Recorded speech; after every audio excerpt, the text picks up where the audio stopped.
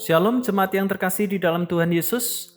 Penuntun saat teduh Sinode Gereja Kristen Jakarta pada hari ini Selasa 8 Februari 2022. Judul renungan pembenaran dan pembedaan. Nas renungan terambil dari Roma pasal 3 ayat 21 sampai 22.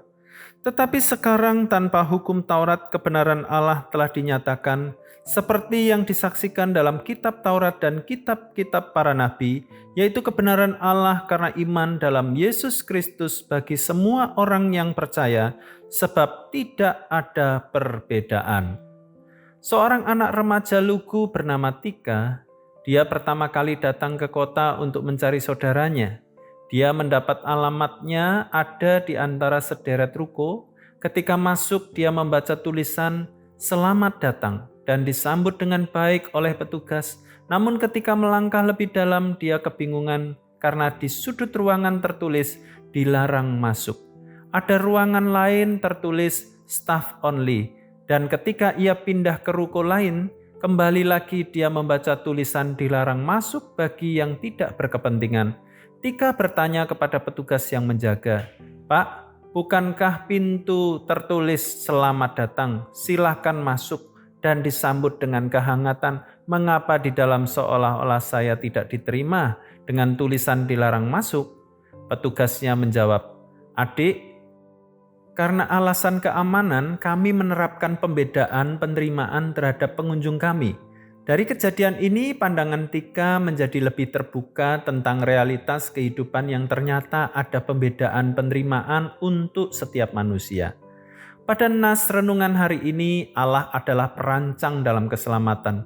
Allah juga yang menyediakan keselamatan, sekaligus Allah pula yang mengerjakan rancangannya. Semua rancangannya terlaksana dengan sempurna di dalam dan melalui Yesus Kristus. Di dalam Kristus Allah menyatakan kebenarannya. Kebenaran ini mencakup dua hal, yaitu kebenaran yang diberikan kepada kita yang berkaitan dengan kita, dan kebenaran yang berkaitan dengan pernyataan diri Allah sebagai Allah yang benar. Terjemahan bahasa Indonesia sehari-hari menyebutkan bahwa Allah memungkinkan manusia berbaikan dengan Dia dan menjadikannya benar, yaitu dibenarkan, dikayosune, hanya dapat terjadi kalau manusia percaya kepada Yesus Kristus. Allah berbuat ini untuk semua orang yang percaya kepada Kristus. Inilah anugerah, inilah pembenaran. Pembenaran karena iman dalam Yesus Kristus yang berlaku kepada semua orang yang percaya tanpa pembedaan.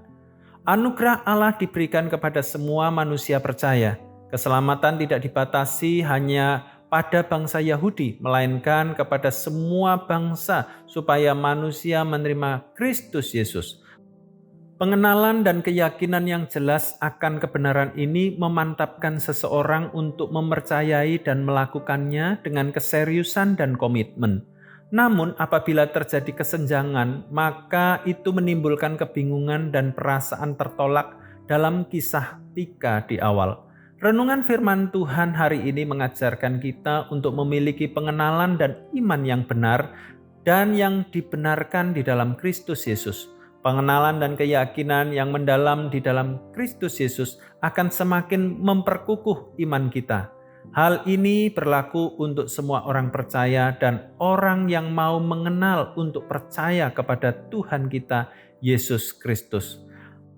Hanya kasih karunia Allah yang memungkinkan Anda dan semua orang percaya memiliki iman dan dibenarkan di dalam Kristus Yesus. Selamat beraktivitas, Tuhan Yesus memberkati.